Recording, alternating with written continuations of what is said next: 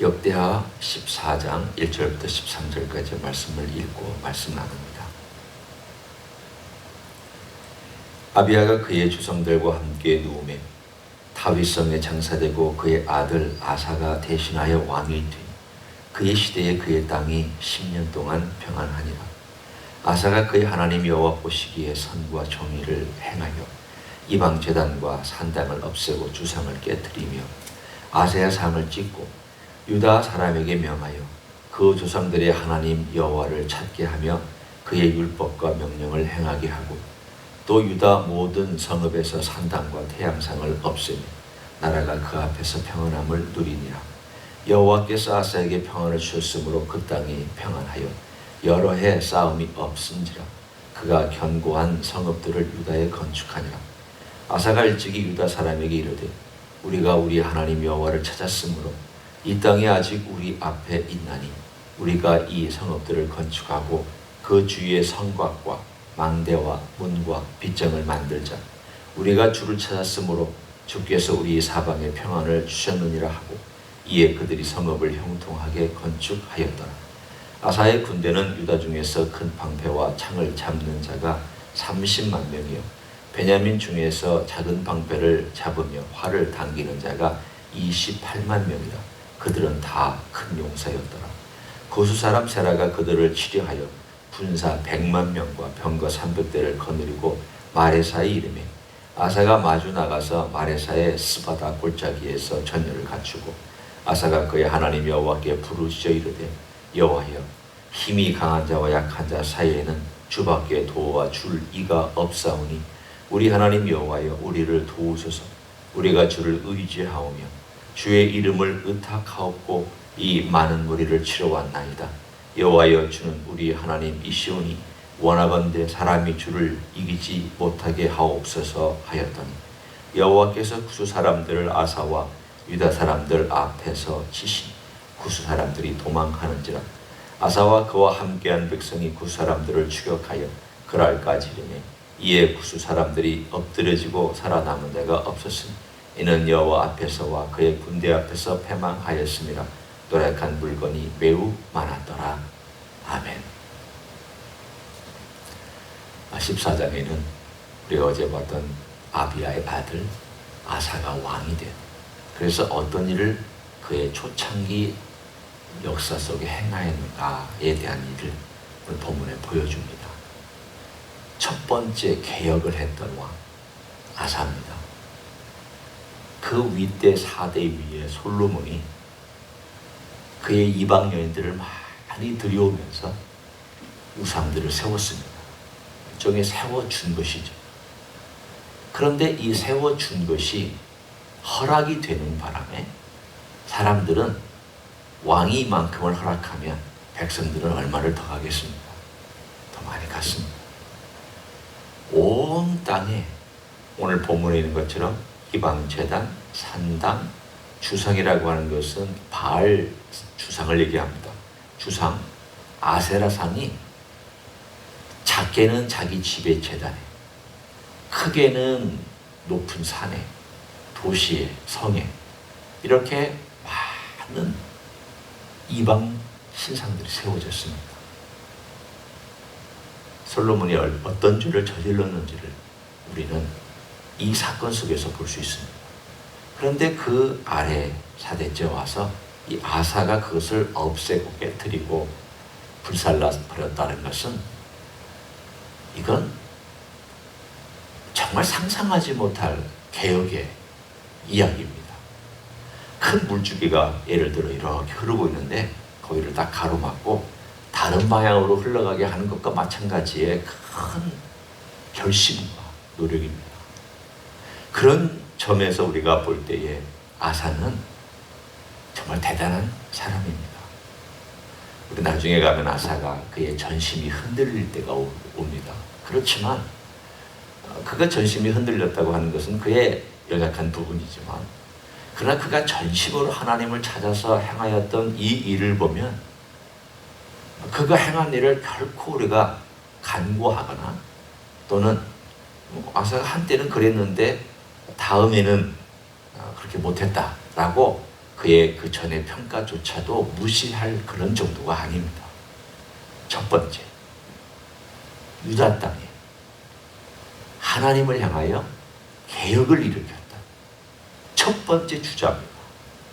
그러니까 이 첫 번째 주자가 중요한 것은 어떤 의미로 볼 때, 우리 조상 중에 이 악한 흐름을 막아서서 선한 쪽으로 한 우리의 왕이 있었다라고 하는 그 귀한 샘플이 하나 있는 것은 후대에 왕들이 많이 타락하지만 그래도 다시금 누군가 일어나서 아사왕처럼 그렇게 하고자 하는 그러한 역사적인 기록이 오늘 본문에 등장합니다.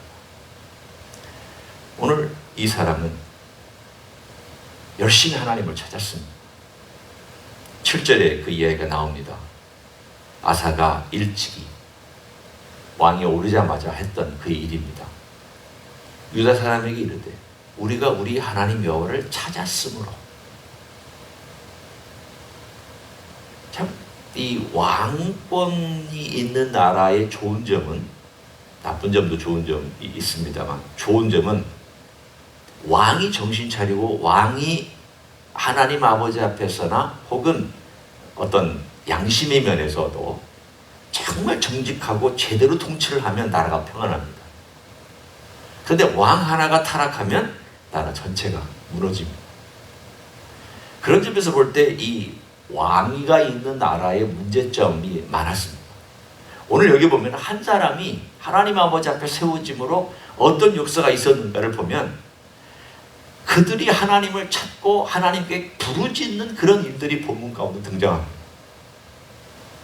물론 하나님께서는 북왕국의 일들을 향하여서 그 어렵게 신앙생활을 하는 사람들을 위하여서 엘리야와 엘리사를 보내는 그런 일들이 나중에 나타납니다. 살아난 아무도 없습니다. 다 악한 왕입니다. 그런데도 하나님께서는 자기 백성을 사랑하셔서 그 북쪽에 선지자들을 많이 세우셨습니다. 하지만 남쪽에는 선한 왕들이 가끔 일어나서 오늘 본문에 있는 것처럼 선지자와 왕이 어떻게 하나님께 나아가는지에 대한 그 구체적인 샘플이 오늘 본문에 나옵니다. 그 이야기가 8절에 한 친구로 등장합니다. 거기에 보면 유다 군대가 30만 명이고 베냐민 사람으로서 그 나라의 군대가 28만 명, 합치면 58만 명입니다. 그런데 이 숫자는 11장에 보면 르호보암이 군대를 모았을 때 18만 명이었습니다. 그러니까 자기 할아버지가 군대를 모았을 때 18만 명이 모았는데 그 군대가 아비야 때 더 많아지고 40만 명이 되고 그리고 아사 때 와서 58만 명이 됩니다. 우리가 지금 여기서 숫자를 보는 것은 숫자가 많으니까 뭐 좋다 그 자체를 보려는 것이 아니라 하나님께서 그 나라를 강성하게 해주심으로 백성들이 얼마나 기꺼이 군인이 되며 그 군인이 될 만한 자손들이 많아졌느냐를 우리가 볼 수 있어야 됩니다. 하나님께서 그 백성들을 심판하시면 군 인구의 숫자가 줄어듭니다. 인구의 숫자가 줄어들면 생산하는 숫자가 줄어듭니다. 생산하는 숫자가 줄어들면 군인의 숫자가 줄어듭니다. 군인의 숫자가 줄어들면은 결국은 쪼그라드는 나라가 됩니다. 군인의 숫자가 많다는 것은 그 사람들이 항상 군인이 아닙니다. 이 사람들이 농사 지을 때는 농사 짓는 사람들입니다. 추수할 때는 추수하는 사람들입니다. 그리고 성을 지킬 때는 또 성을 지키는 군인이기도 합니다. 나라에 전쟁이 나면 다 모집되어서 싸우는 군인이기도 합니다. 이 사람들이 많아졌다는 것은 무엇을 의미하고 있느냐? 하나님께서 그 가족들과 가정들을 축복하셔서 자손들이 풍성하게 많아졌다는 것을 의미합니다. 건강하게 자손들이 자랐고 하나님께서 자손들을 축복하셔서 일꾼들을 만들어 주셨고 그 일꾼들이 많으니까 성을 짓고 성벽을 짓고 튼튼하게 만들고 생산할 수 있게 하고 곡식을 많이 심게 하고 그리고 많은 것들을 수확하게 해서 성이 든든해졌다. 단순히 싸우는 군대 숫자가 많아졌다. 그것만은 의미하지 않습니다. 하나님이 축복하시면 이렇게 된다. 맞습니다. 우리가 내가 경건하니까 이렇게 됐다가 아니라 하나님께서 하나님 그분이 자기 백성에게 스스로 얽매이셨습니다. 매이셨습니다. 하나님이 어떻게 매이셨습니까? 하나님께서는 언약을 맺어서 내가 너를 지켜줄게. 내가 너의 보호자가 될게. 내가 너와 함께하면서 내가 이 피로 맹세를 해서 내가 나의 전심으로 너희를 도와줄게. 너도 전심으로 나를 찾아. 그러면 내가 모든 걸 다하여서 보호해주고 지켜주고 싸워주고 나는 너의 왕이고 너는 나의 백성이기 때문에 내가 최선을 다해서 해줄게. 하나님께서 언약을 맺으신 것은 하나님 편에서는 불리한 조건으로 백성과 언약을 맺은 겁니다. 불리한 조건입니다. 생각해 보십시오. 내가 힘이 세고 저쪽이 힘이 약하면 내가 유리한 조건으로 조약을 맺습니다. 세상에 그러지 않습니까? 미국이 힘이 세니까 미국은 유리한 조건으로 뭐든지 밀어붙입니다. 자기들이 원하는 조건과 기준을 제시하고 받아들이지 않으면 그 자리에 박차고 나옵니다. 하나님은 그렇게 하시지 않았습니다. 하나님께서는 연약한 우리와 연약한 자기 백성을 보고 불리한 조건으로 하나님께서 낮은 자리까지 와서 불리한 상황에 불구하고 하나님께서 언약을 맺으셔서 내가 너 도와줄게. 부르짖기만 하면, 네가 나를 찾기만 하면, 전심으로 내게 와서 나의 이름을 구하기만 하면 내가 도와줄게. 하나님께서 물질을 풍부하게 가지면 도와준다고 그랬습니까? 하나님께서 봉사를 잘해서 업적을 많이 남기면 도와준다고 그랬습니까? 이 세상 사람들이 흠모할 만한 인격을 갖고 사람들이 인정해주면 도와준다고 그랬습니까? 이런 조건 하나도 내세우지 않으셨습니다. 네가 전심으로 나를 찾아 와서 나를 구하면 내가 너를 기꺼이 도와준다. 조약으로 보면 얼마나 불리한 조건입니까? 사실은 물질은 아무것도 안 가져와도 찾기만 하면 된다는 겁니다. 오늘 그 샘플이 하나 등장합니다. 구스 사람, 애굽이 나라입니다. 구스는 그 옆에 있는 리비아와 그 북쪽에 있는 에티오피아 그 나라가 더 강성해져서 애굽을 통치하던 애굽의 왕조가 되었던 시대입니다. 이 사람들은 키도 큽니다. 얼굴은 새카맣지만 아주 건장합니다. 유다 사람들에 비하면 머리 하나는 더 하나씩 있는 아주 백만 대군을 끌고 왔습니다. 아사가 군대를 모집한 다음 하나님께 기도합니다. 그 기도가 11절에 나와 있는 아사의 전심으로 하나님께 구하는 기도입니다. 열심히 부르짖었고 그 부르짖은 내용이 언약을 상기시키는 기도입니다. 잘 들어보십시오. 여호와여, 힘이 강한 자와 약한 자 사이에는 주밖에 도와줄 이가 없사오니. 이 말은 이런 뜻입니다. 하나님, 주님은 강한 것과 약한 것에 어떤 의거에서 그거에 근거해서 강한 자를 도와주거나 혹은 뭐 약한 자는 약한 자만 도와주고 그게 아니라 하나님을 부르짖고 하나님을 의지하는 자를 도와주는 분입니다. 주밖에는 이 모든 것을 주관하는 자가 없습니다. 유일하신 하나님입니다. 하나님만이 모든 것을 통치하십니다. 라는 고백입니다. 그 다음 하나님이 어떤 분인가? 우리 하나님 여호와여. 그 다음에 우리 하나님 여호와여 우리를 도우소서. 그 다음 우리가 주를 의지하며 주의 이름을 의탁하옵고 이 많은 무리를 치러 왔나이다. 우리 하나님, 우리 하나님. 무슨 뜻입니까? 언약을 맺으시고 우리를 도와주시겠다고 약속하셨는데 우리 말은 이 테두리 안으로 하나님을 엮은 내용입니다. 우리 그러면 이 테두리 안으로 엮은 거 아닙니까? 우리 그러면 바로 엮은 거 아닙니까?